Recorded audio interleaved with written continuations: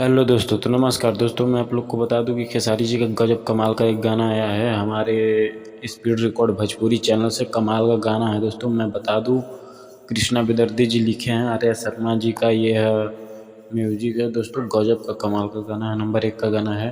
हम अभी सुने स्पीड रिकॉर्ड पर सेंटर पर एंटर जो कि सिल्फी राज के साथ गाए हैं खेसारी जी। और एक बात करें तो यह गाना अभी फ़िलहाल 13 घंटा हुआ है और 10 लाख लोगों ने देख चुका है इस गाने को। और इसमें बात करें इस गाने का तो म्यूजिक भी अच्छा है, गाया हुआ भी अच्छा है। सिल्फी राज का आवाज़ बहुत अच्छा लगा हमको।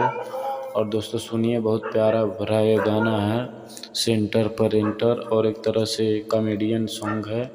जाइए और देखिए और बहुत सारा प्यार दीजिए खेसारी जी के इस गाने को। और ऐसे ही प्यार दुलार बनाए रखिए, ट्रेंडिंग में एकदम। और साथ ही साथ बता दूं दोस्तों कि इनका एक गाना है हमार जिला, ये भी गजब का सॉन्ग है। इसे भी जाइए ट्रेंडिंग लिस्ट में आइए और ले जाइए। और ट्रेंडिंग लिस्ट में 4-5 गाने खेसारी जी के हैं और लगातार ऐसे ही ट्रेंड करेंगे। बस आप लोग का प्यार चाहिए।